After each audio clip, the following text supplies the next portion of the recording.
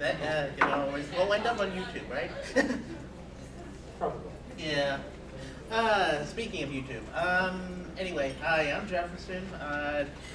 Apparently I got placed on this panel because I filled out the staffing survey, and the guy who's head of panelists wants to see me squirm. He wants to embarrass you.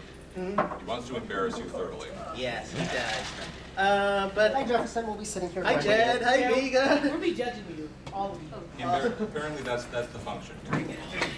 But outside of that, I'm on a podcast. I won't name it here because I don't, it's like I don't do self-promotion too well. What podcast? Otaku Generation. Okay, and I staff a lot of other anime cons and such. So, but yeah, one day I was overlooking a friend of mine's computer and saying, "What are you doing over there?" Watching My Little Pony, and it's like, and then I went home and I got hooked. All right. My name is Jeffrey Channing Wells. I am a professional writer of comic scripts and short stories, and also My Little Pony Friendship is Magic fan fiction. I'm not a professional writer of that. I just do it. My name, my alter ego on FIMfiction.net is a pony by the name of Skyrider, and I've penned a couple fairly influential, fairly popular fan fictions there, and they've gone over pretty well, and that's kind of why I'm here. And we can talk more about other things, the infection and how it spreads later on in the panel, but I think that'll do for a brief introduction. You're not zombies. We're not zombies. That's a good thing. I am Alex Heberling, and I'm a web cartoonist from Ohio. I got into ponies via the magical time sink known as Tumblr.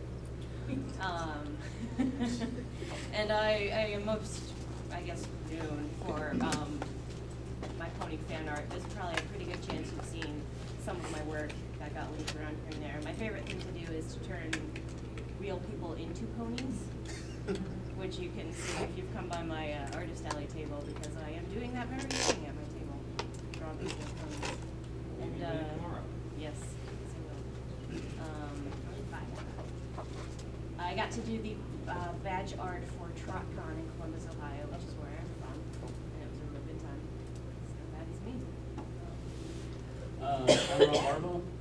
I'm the con-chair of Anime USA, and I'm also a webcomic artist.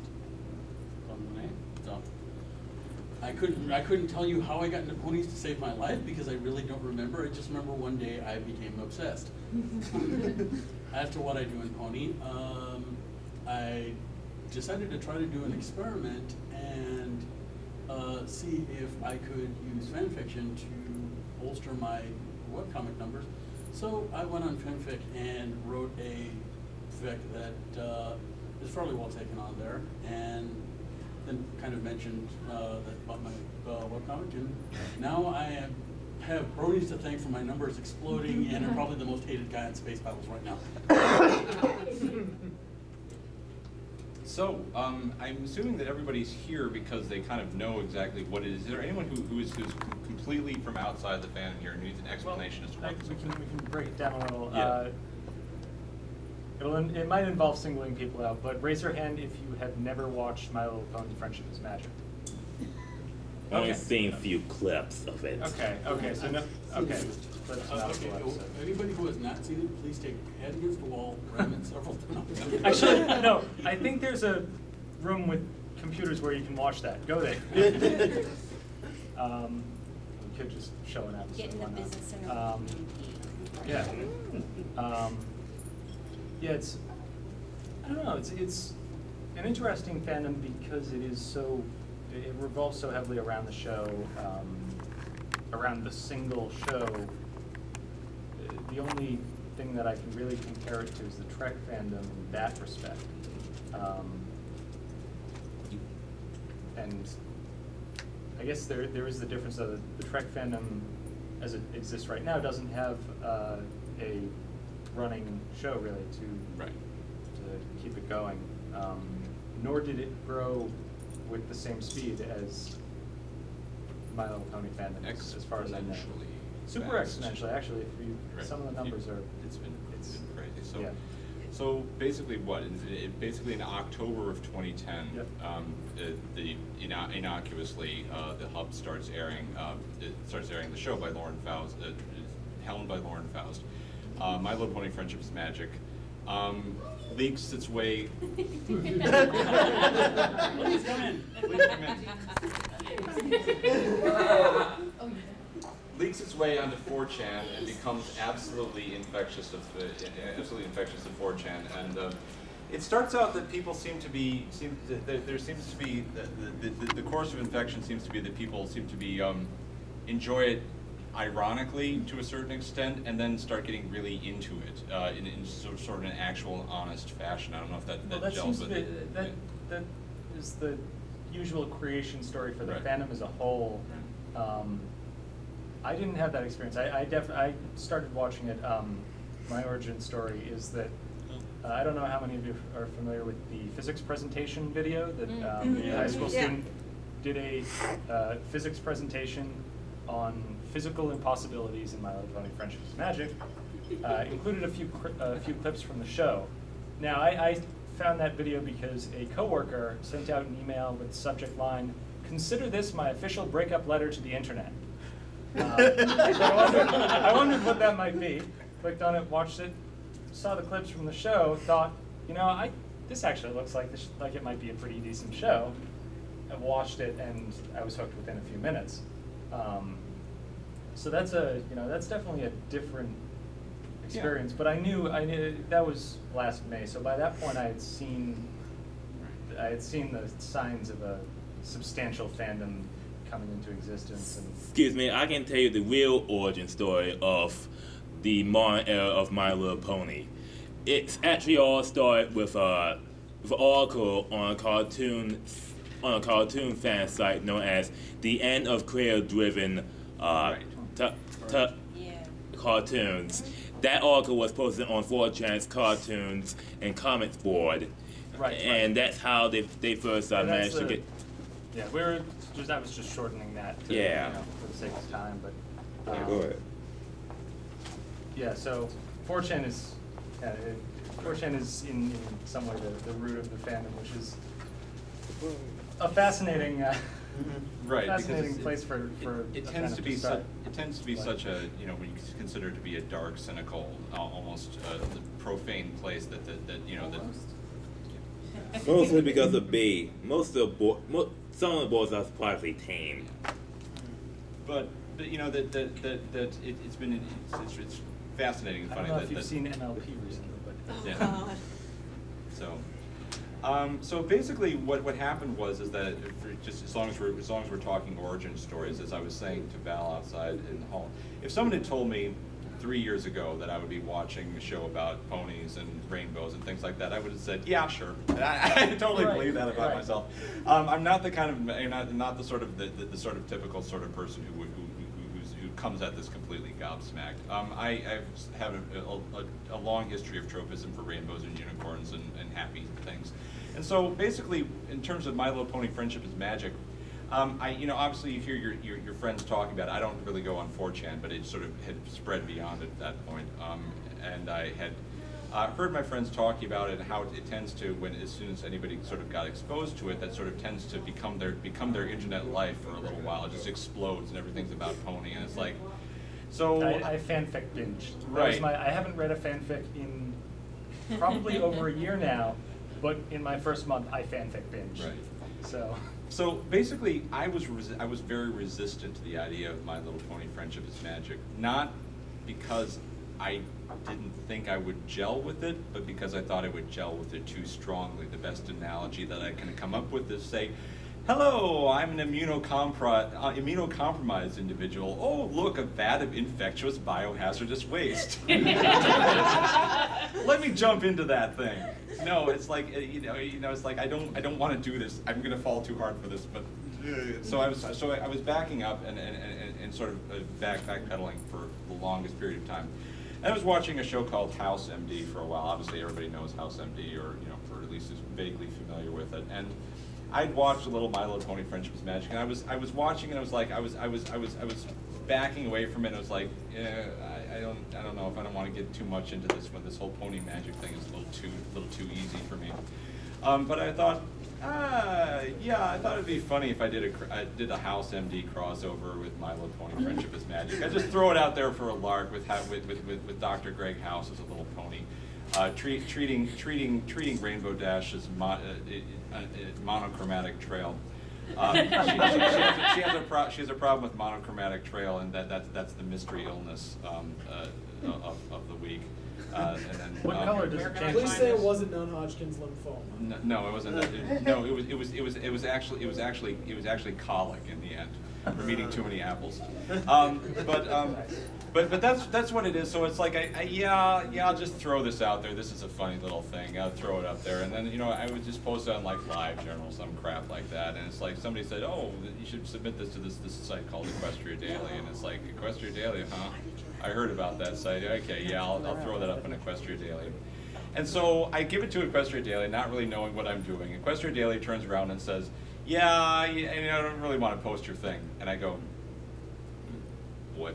It's like at this point in time, I'm dealing with a very serious problem with rejection letters and things like that, because it's like I failed to sell stories, and I'm going there and saying, I have just failed to submit a free story that is a My Little Pony Friendship is Magic fan fiction.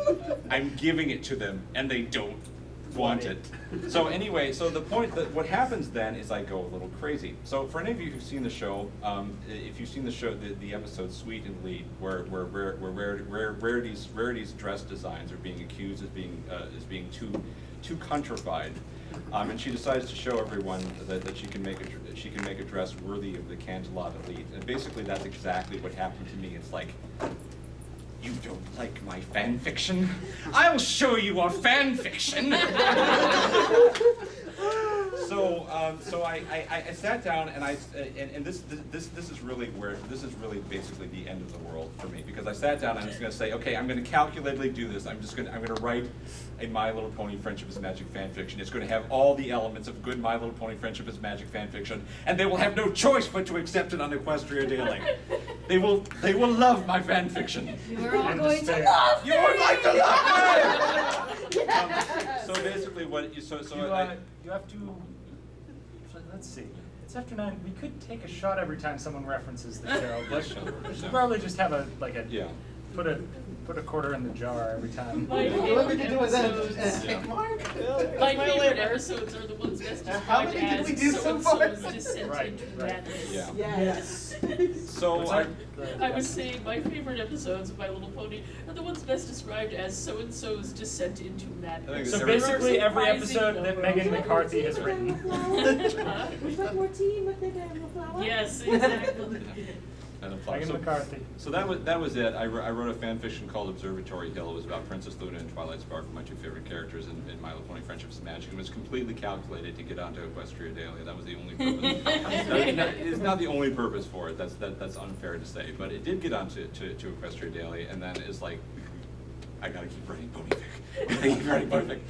So that was kind of the end of the world for me as far as this goes. And so I've been using it to overcome writer's block and teaching myself how to write long form prose again after writing too many comic strips. I found I couldn't write stories anymore, and this sort of the fandom has sort of been training wheels. It's sort of like a fiction. It's like it's very controlled fiction, and it's very easy to just take it these within the confines of these bright, well-defined, simple really characters. Interesting point, because Yeah. it is a very constraining property to work with as a fandom. In some ways, you're basing everything on 52-ish episodes Right. of 52-ish 22-minute episodes of a cartoon, and that's basically your source material, your canon. Now write or make music or draw or make games or what else is there? There's all sorts of things, Yeah. animations, Yeah. redubs, overdubs, pony music videos, things like that. Yep. But anyway, I think that in a certain extent that's how it works. I mean, constraints to a certain extent can be, if they're poor or overly limiting, they can hobble you. But I mean, constraints are great for inspired creativity. I mean, if you just go up to someone and say write a story, they go bleh. But you know, if you give somebody, if you give them a prompt, involves so and so, and yeah, then it just kind of blows. It kind of just explodes and sort of fans out from there. And I think that's what the entire show is for this massive creative community. It's just constrained. It constrains it just enough with, you know, brightly colorful pastel characters that are very easily defined, that you can take in whatever direction you want. But it's just such a starting point that you can just go. And I think that's part of the secret as to why there's this massive inferno of fan activities, fan art, fan music, fan anything. conventions. Right, conventions. So anyway, I blabbed enough. You want to talk about your pony story? You have a pony story? Oh, I don't have that much of a pony story. Okay. I kind of went over it already. Tumblr. Tumblr. Tumblr is Reaction good. gifs. And people just really want to get involved with it. That's another aspect that drives it. People really feel engaged to create things, to get involved, to contribute, or to give back to the fandom, I think. Yes. I see a lot of that. One of the things is that I have a lot of friends in the anime music video. They make AMVs in the AMV community, and they've taken a big shine to doing, pony parodies, PMVs, pretty much, and they also do pony parody videos. They did use pony footage to various movie trailers. It's like it's these. I've seen AMVs which suck, but some of these PMVs actually are rather good. So it's like, yeah. There are some that I live with two roommates, and neither of them are. They don't want to watch the show. They're like, they've seen. I showed them the first half of the pilot, and then I showed one of them Party of One, which is a lot of people's favorite episodes, at least up there. And his reaction was just, it's good for a kid's cartoon, but I'm not interested. It's not my thing. But some of the PMVs, especially the ones that parody StarCraft trailers, the StarCraft 2 trailers, yes. Those are it's pony footage set to the audio from the Right. StarCraft 2 cinematic trailers, and then there's one for Hardened Swarm or whatever the expansions are. Tiny Toons No, theme well, song with ponies. Yeah, I'm gonna use what's that? The Tiny Toons theme song to I haven't ponies. seen that. Oh, I haven't seen that. So, yeah, and so notable events in pony fandom. But anyway, PMVs are great. And I think that the fandom is exceptionally talented, and just is growing even more and more talented. And it's starting to get to a bit of an uncanny valley territory for some of these things. I mean, the fandom is now at least got two fan produced episodes in the works. Working on And the it. quality is And the quality is what they great. showed is And there's on model. and there's a Tumblr blogger named who runs a blog named Ask the Crusaders, who has done basically a very frightening pony music video called, and not frightening because it's scary or something like that. It's called Picture Perfect Pony. Picture Perfect Pony it's a song about Photo Finish, the fashion photographer pony. And it's just a song by a notable pony music artist by the name of Mondo Pony. And it's a song called Picture Perfect Pony. And the video for Picture Perfect Pony is It could be from the show. scary. Yeah, It is in many ways indistinguishable from the canon property. I think in that case, we are very lucky that these designers simplified that pretty much anybody with a vector program, whether Right. Flash, Illustrator, whatever, can crank these things out. Right, yes. Yeah, Yeah, I'm Chicken or egg, surprised Hasbro hasn't sued that person yet. They don't. They're I not. think They don't. I think Hasbro has We been are all accepting, here because yeah. Hasbro has a very lenient stance towards it. Hasbro loves Well, it. It's yeah. because My Yeah, Little they're- Pony has always been a commercial for a toy. Yeah. And no company is going to stop you from spreading their commercials on Massive YouTube. viral. Oh. Yep. Yeah, going If on they what get a he whole said, age I demographic think buying the toys. a huge part of And the they've creative actually traction been- in fandom is yeah. because they're so easy to draw. They've been the Hasbro. So the way the whole chain of because there's a lot of corporate entities involved in the creation of the show. There's Hasbro corporate in Rhode Island, and they're the toy design division and the legal people and the kind of they're the stodgy old corporation that's slow to change. Edit that out if They're you the would. ones who did making Celestia pink. Yeah, well, originally they fixed that. See, then there's Hasbro Studios, which is in California. They manage most of the production of the and you know most of the production of the show. It's actually produced by DHX Media up in Vancouver, and then it airs on the Hub, which is half owned by Hasbro. And the other half is Discovery things. So, yeah. so there's these different players, and they have different interactions. The Hub, and the Hub especially, the Hub is the one that at San Diego Comic-Con, they had one of the trains decked out in My Little Pony regalia or something. Maybe not a full thing. Maybe it was Hasbro that. Because that was recent. It might have been Hasbro that decided, okay, we're going to advertise all our toys on this train. One of the light rail ones, and it was the whole train. Okay.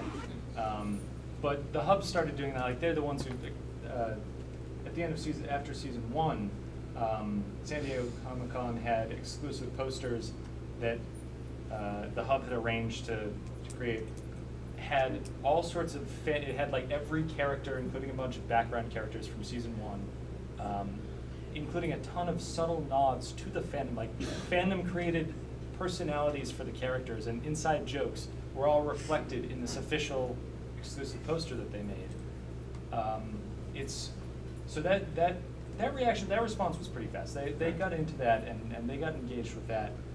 It's getting to the point where the toy design section is actually putting out plastic products, legitimate like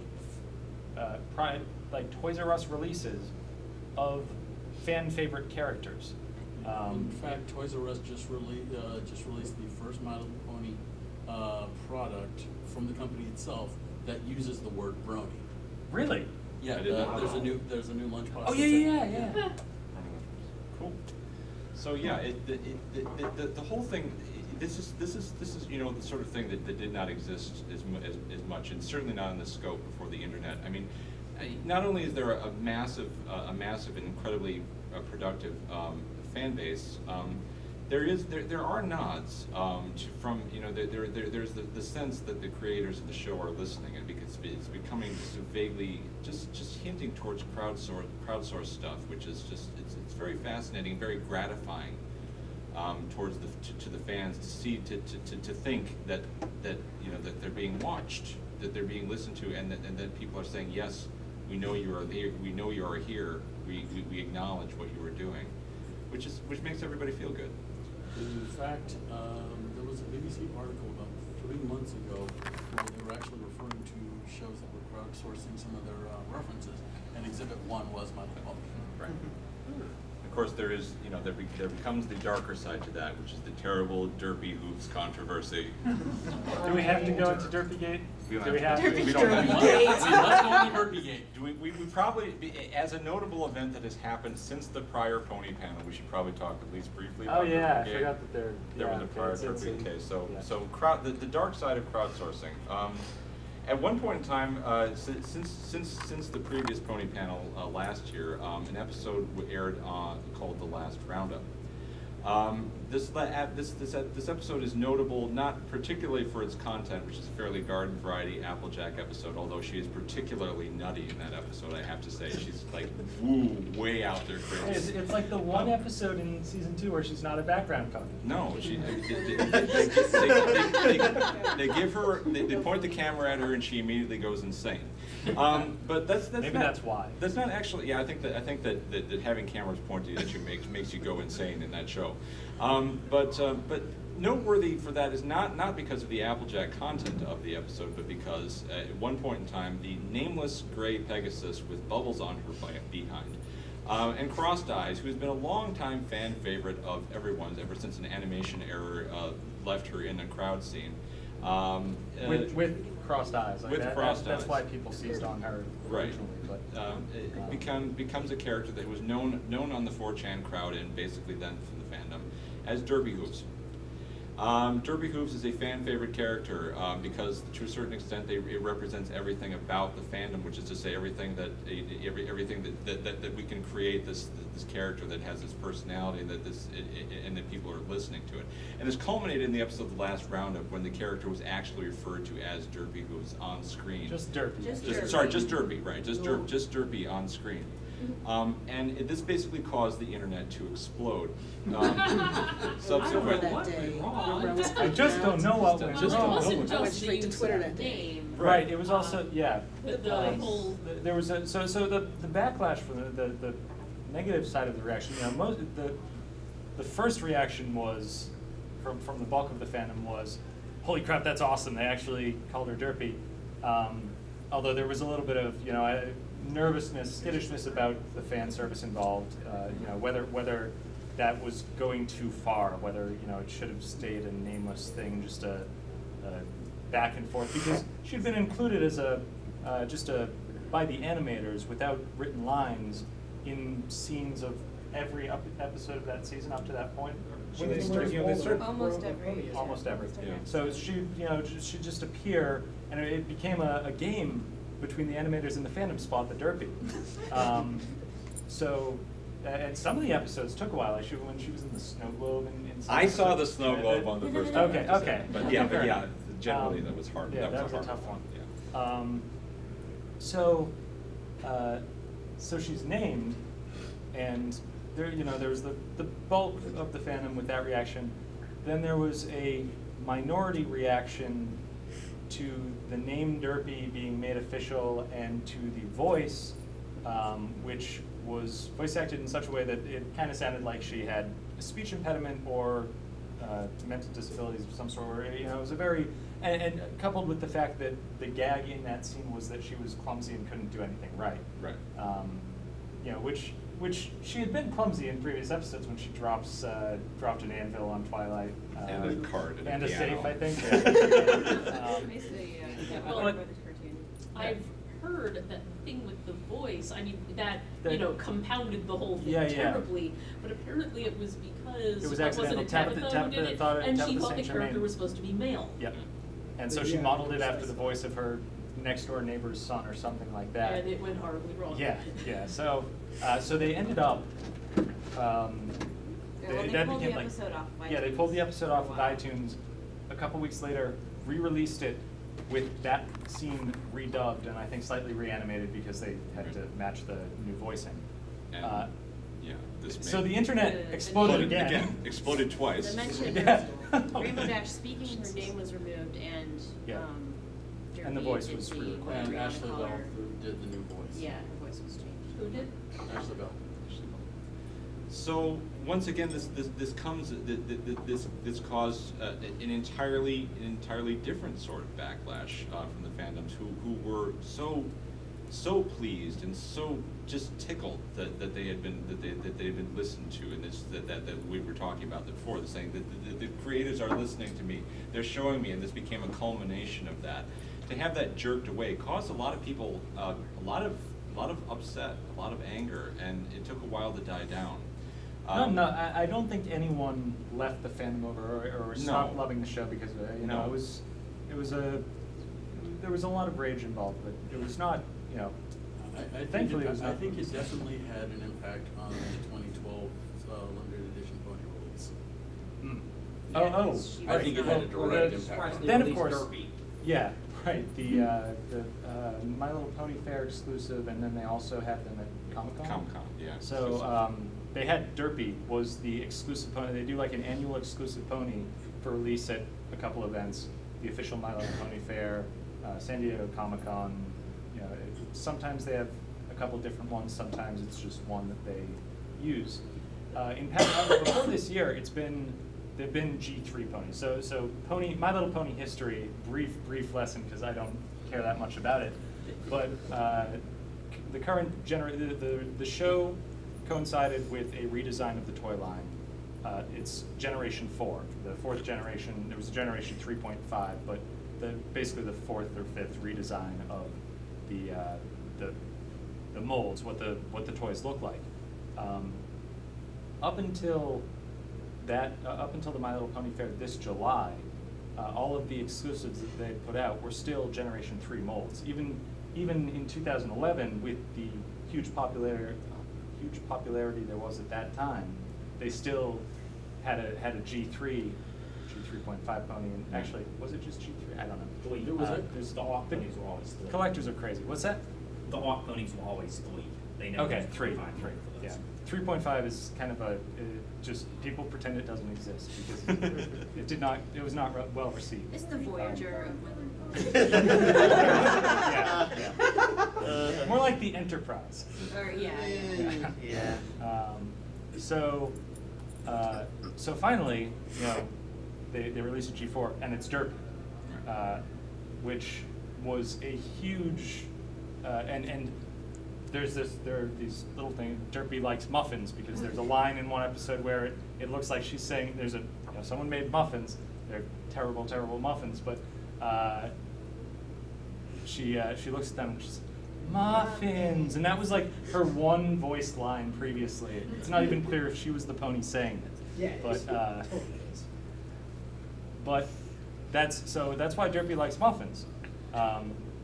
She's also a male mare, is another one of those. I don't know if there were letters on the, if there were postage things on the box, but there were definitely muffins. There were bubbles and muffins. Yeah, bubbles and muffins on the box that this exclusive toy came in. So clearly the toy design department was now actually on board. Took a good year and a half of turnaround. And because the limited edition pony is never named, they could get away with it. Right. Never officially named. And of course, if you were at Comic-Con, which I was not, but I understand it sold out in about 2 nanoseconds. And It never- also didn't help that they sold early. I had people who went to Comic-Con just to pick me up one, and they sold it early. It was rumored that even Lauren Faust didn't get one. I think someone picked one up in Tennessee. Someone gave her but one, yeah, but no, yeah. she didn't originally get one. So Finally got my glow in the dark Sakura after like 3 back orders. That's like what you get. Sakura keeps- Yeah, that's- It goes on the Toys R Us. It goes away in 5 how many different ones are in that kind of fan-oriented set? There's probably like a good 5 or 6, maybe 7 new toys in that new set that are also fan-oriented primarily. And they said there's 6 of them, 5 of which are fan-oriented, and 1 that was selling low, so they added it to the collection. Right. But so that's Derpygate. Right. It's a thing that is, so like I said, it didn't really cause a huge permanent change in the fandom, but it is one of those tender spots. Like it's, if you mention, people still call her Derpy too. She's still Derpy, whatever. But if you mention that specific issue, any fan that was around for it will probably cringe and try to forget whenever that was, late 2011, I guess. Strong feelings. like that, yeah. I think generally speaking, this is a vast generalization, and I don't want necessarily to completely overreach by saying this, but I think Bronies are generally extremely nice, extremely understanding people. I mean, there are going to be exceptions in any internet fandom, and that that's just the rule of it. But I think that at BronyCon there was a fire. There's a fire. There were 4,000 people or so in the building. There was a fire. There was a fire evacuation. Thought you were in the middle. Everyone, like I think even some of the firemen said that was like the most orderly evacuated crowd of that size they'd ever seen. I think they learned from Otakon. How would you get that kind of participation at AUSA? Right. Yeah, people who were con vets who had seen, not necessarily, actually no, some of them had seen evacuations before, not for fires but for other reasons. Were like, yeah, that's it. That's the most orderly evacuation I've ever seen. Yeah, I'll say, having been one of the staffers who conducted both the Otakon evacuation and the BronyCon evacuation, Bronies are so awesome to deal with when the building is on fire. There's also not 25,000. Yes, that. Oh, yeah. Otakon Yeah, was yeah, actually yeah. pretty good for its size, but To give you an idea, basically, what we're going on for those of you who were not at BronyCon, it was the Meadowlands Exhibition Center. Exposition. Exposition. Sorry. It used to have Sorry. Anime Next, but Right. Anime Next is Um, now someplace else. It was large. It was large. There were lots. There were some crowd movement issues. I mean, it was very difficult to move this many people. I mean, we're talking 4,000 people moving in an it's small enclosed space. And it must have helped that that Lauren Faust was on the panel, the main panel at the time. It was a writers' panel that was going on at the time. So the that was a big draw. A lot of people were watching that at the time. You would really expect tensions to be high. I was not in that panel. I mean, and people were waiting in line upwards of several hours for autographs, and you know how humans get. I mean, when they're very close to something that they've been waiting for hours, and suddenly told, nope, sorry, you have to go. You would expect all the cider is sold out. You would expect cataclysm. It was in the convention hall. I was in the convention hall at the time, and it was like and after waiting for these autograph lines, it was like, and they're calling a fire evacuation, and immediately the first thought that goes in my head is, oh my God, I'm going to die. I'm going to die right here because 4,000 people are going to be trying to get out of 2 exit doors, and There were more along the side. Yeah, Did they end up using those though? I don't even think they did, but the exit doors on the side that they were supposed to. But I mean, to a certain extent, I think it's to a certain extent a testament that generally this fandom is very even-tempered, very loving, very caring, and very normal.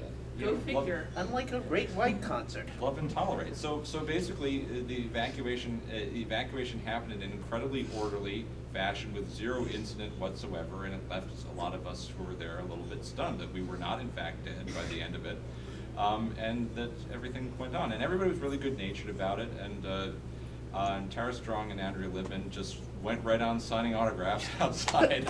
Right. Yeah. And there was the big truck. I mean, the big truck. There was a big red, the world's largest semi, parked right outside the venue with big LED screens on each side, nice sound system. They were able to just play episodes on that thing while everyone was standing around waiting to be back in. So that helps a lot too. That was a really nice surprise. We had no idea that truck was going to show up. But it ended up being really nice to have that. My favorite moment of that weekend was seeing at midnight, 1 a.m., seeing a bunch of people still sitting on the steps watching. I was there. It was great because we're doing these episodes, and we're geeking out of it over the privacy of our own home and our little laptops and everything like that, watching it. And it's just a stunning experience to be sitting in amongst hundreds of people watching this gigantic rendition of the episode Sonic Rain Boom all at once, and Rainbow Dash is about to do her spectacular Sonic Rain Boom and to save the lives of her heroes, the Wonderbolts, and her friend Rarity, and she's like. And she dives this massive dive bomb, and you can see the speed lines are going around, and the air is bending around it, and you just see this chant starts arising from everybody, from hundreds of people going, rain, boom, rain, boom, rain, boom, rain, boom, rain, and it explodes in this gigantic chromatic flash, and everybody just goes, yeah! And that is my favorite single moment of BronyCon, because it's just this entirely trippy, entirely communal event where we're just all hundreds of people all feeling the same thing about a children's pony cartoon show. You know what I mean? But it's just it's great. It's sublime. It's perfect. We got a rain boom this afternoon. What's that? Did anyone write a letter to Princess Celestia afterward? After the con? Or Dear Princess Celestia. Dear Princess Celestia, the internet is scary. The evacuation. I had to write my "what I fucked up" letter to our head of security because he likes making people do that. But Should have written it as a letter to Princess Celestia? I don't know. It's also nice how involved the showcast and crew have really seized on it by and large, and it took them a little while to get how big it was. At BronyCon January, they happened to be on a Saturday during the season, so there was a new episode that day. The hub actually sent an advance copy so that we could screen it at the con, just have it, easily playable. It's playing. The three guests from the show are in the green room. Just they're not on stage at the time, which was attached to the main hall. The theme song comes on. Everyone starts singing along. This was like 400, 500 people singing along to the theme song. Either Ashley Ball or Andrea Libman was like, opened the door, peeked out, turns around back to everyone else, is like, guys, you guys, they're singing the theme song. I think so now they get it. But it took a while for them to really. And they're really loving it. I mean, to a certain extent, you think of voice actors as working in sort of a studio, and their faces are never seen. And so there's certainly the very famous ones, but the rank and file voice actors, I think, are not used to this sort of rock star treatment. And I mean, I think that they go through their jobs, they do their things, they do their stuff, and they're not used to being met with cheering crowds of 24 to 30-year-olds, and it's like.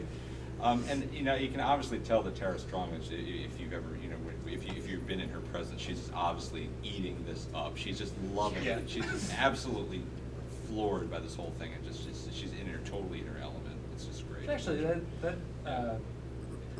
another great and unique thing about the time that this has happened, social media, Twitter. I mean, Tara's always on Twitter. Her Twitter is so awesome. It's pretty great. Right. And a lot of the other cast and crew are on there too. The night before BronyCon, Tara got Lauren Faust to create a Twitter account. We were there, and like a minute later, there was like however many hundreds of followers. She calls across the room. Hey Lauren, you're at 1,000 followers. Like an hour after she made the account. Lasts like 20 minutes or something. Yeah. But yeah, and again, it's good that the show has been permissive about not being really terribly ironclad about these contracts and letting them sort of go on. We've had Tabitha St. Germain has actually done a very short rarity thing just for a complete fan project. Really? Yeah, it was very, very short. It was a rhyme by Rarity, which went up on Equestria Daily a couple of days ago. And Tabitha's actually doing it. She's actually doing the voice. And then of course we got the infinite variations on Tara Strong's Twilight Licious. The German voice actress for Twilight did her own version. All right. So and it's great that the corporation is not bringing the hammer down on her. That she's letting her take this property that's owned by them, and just play with it. You just play with on Twitter and just come out with this little voiceover passage where she does a silly little rhyme about being Twilight Licious, and then of course because Bronies are Bronies, it just sees it, just fans out in a massive explosion of remixes and all this stuff and various other characters doing it, and it's fascinating. This is a great community, and we've got the Comic-Con releases like season 3 songs like a little bit early, and like just all of a sudden there's already like remixes of these songs, and I guess it's like I technically call these premixes. The show is not even actually aired yet, and we're already playing the songs. It's just amazing. It's a great fandom. It's wonderful. One thing that I was wondering if you had any speculation on, because it has honestly puzzled me for a very long time. Why is there the hatred out there? Well, Haters bad. Haters will I hate. think I can answer that. Unfortunately, the show is very popular, and one of the reasons why it's so popular, and you can also tie this in with Star Trek, is it's very positive outlook. It's positive, it's bright, it's cheery. it's diametrically opposed to 99% of what's out there already.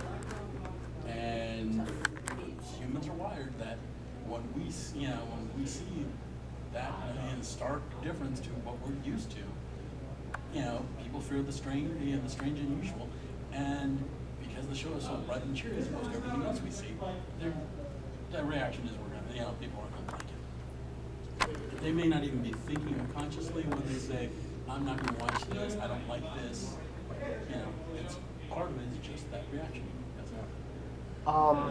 Going along with that, there's something Ursula Le Guin said that I can't remember well enough to quote, so I'll just give you the gist of it, which is that some people equate sad to deep and happy to shallow. And I think you get that as well. Like, I'm not saying that My Little Pony is the deepest show in the history of anything. Not. It's not.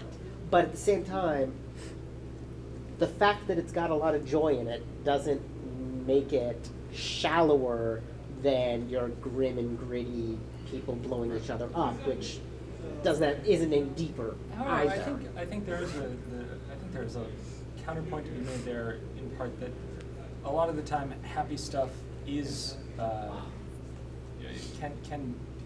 it's hard to make a deep happy thing. It's harder than making a deep sad thing. I would say, creatively, there's more room to work to do that. The fact that they achieved the depth they did, especially when they could have just phoned it in and had a toy commercial. Like the last 22 three toys. words. Yeah. That's You could have had it's an 3.5 achievement. part 2. What's that? Could have had 3.5 part 2.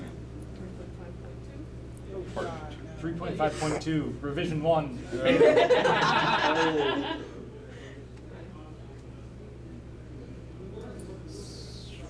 So what do we got? We're at probably 10. 9:52 by my watch. Is anyone? Oh, sorry. Go ahead. Well, I just wanted to know your thoughts on some of the bad parts of fandom. I mean, we went over all the good. I know the good's there, but a lot of things sprung up in the fandom recently that just kind of is bringing the chill down. Drama. Well, yeah, there's drama. There's Clock fix. clock. That's good. art. Well, first off, that's going to happen in That's any exactly fandom. what I was Like gonna that say. is going to happen with Clock 34. tool though. What? Clock tools. Not familiar. There. Oh. Yeah. Oh. Yes, there's also one issue regarding the rape jokes, the racist jokes that occurred during one of the Brony conventions. Dude, you go to anime cons. I think know that you've been there was exposed to that. There was a thing, the Tumblr image that came out shortly after Everfree. Because I think there was a screenshot from someone's Tumblr where they were like, Everfree Northwest was disgusting. There were all these inappropriate jokes made in front of the guests of honor, including the ones who were underage, blah, blah, blah. I was there. I didn't see anything. Yes, I actually wasn't, reposted that Tumblr post on my Facebook.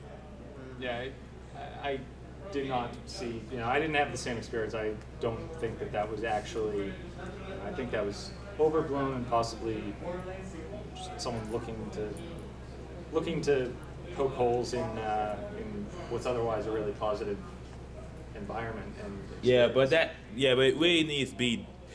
They need to be resolved. That they need to nip problems like this in the bud. Unfortunately, that's not something you can. There's no fandom police. Speaking as a creator myself, my own webcomic out there, and I've actually already come across people who have done a few naughty things with my own characters.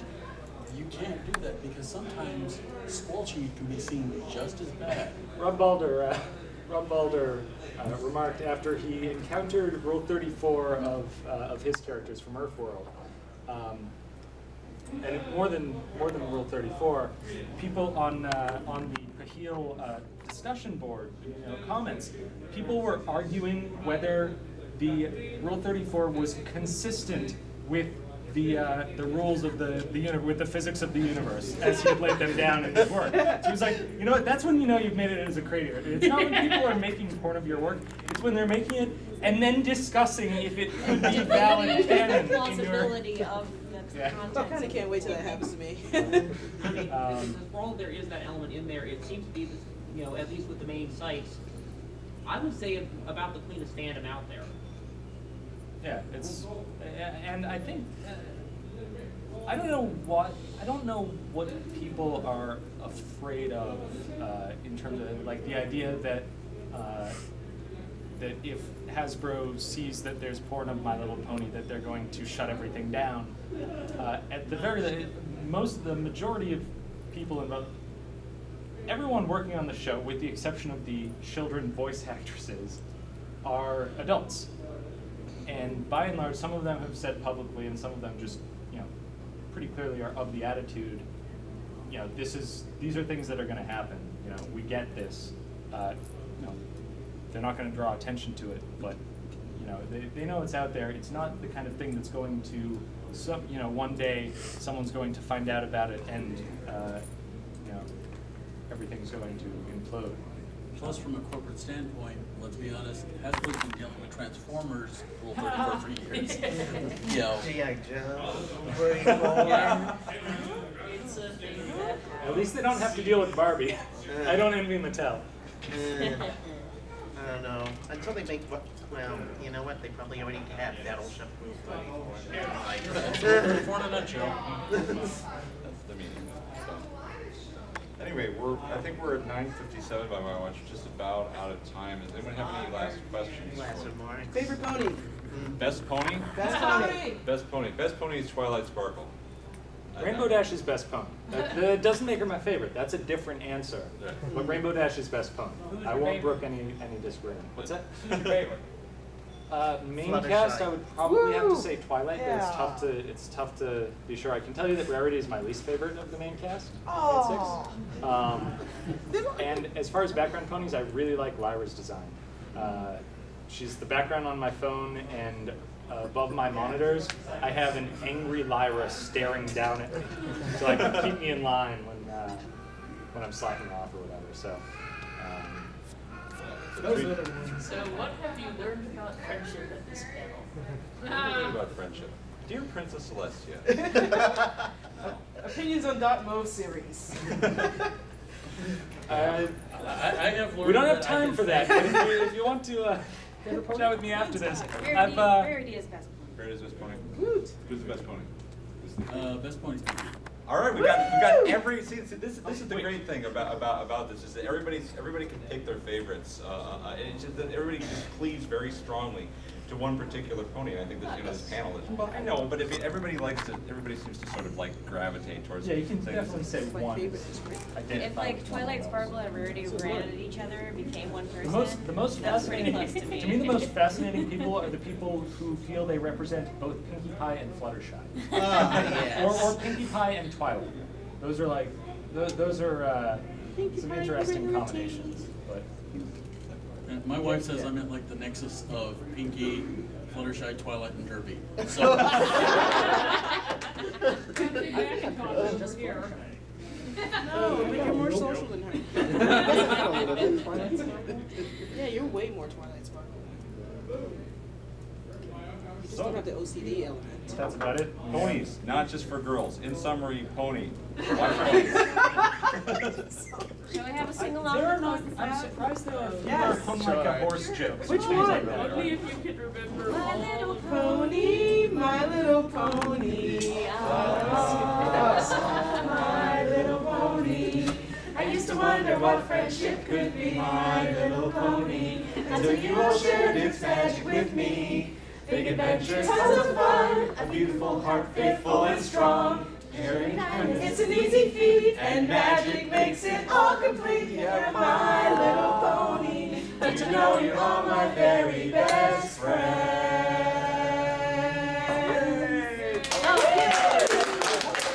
All right, Okay, now thank you sing for the coming long to the version. pony panel. The long version really isn't as good. I like the if long anybody has version. any Italian questions, version. feel free to hit us I don't know. up. I like the Italian version. I wish the Oh, Italian the Italian version. version is awesome. I wish the Italian version was the official theme song. Yes. My opinions on the Dot Mom series. Yes. I don't know. I kind of like the Swedish version of the Gummy Bears thing. So, I like the German version of Sailor Moon. Spitfire. German Sailor Moon. Swedish Spitfire. German Sailor Moon Made theme it- song is one of the greatest details of anything ever. And I don't even like Sailor Moon. Figure, what do you mean I've been exposing the stuff on about Anime Con? Dude, AnimeCon fandom and BronyCon fandom is pretty well aligned here. Like, all the stuff you see in anime fandom, you see in Brony fandom, that you see in Star Trek fandom, that you see in Who fandom. So, yeah. Did you mention about Italia version of the theme song? The Italian version? The Italian version of the theme song? Oh, Italia. Italian version. Italian is in Italy. Yeah, it's when it's rebroadcast in Italy, they had a completely redone theme song, and it's really pretty epic. It's got it lasts for like I don't know, like a minute and a half or something like that. It's just like really long, very very interesting. I mean, it doesn't have sort of the trappings of the My Little Pony theme song that we've all known for like years. It's like this completely original piece of music. It's really interesting. That's nice. Thank you, and thanks for coming. You too. I made up her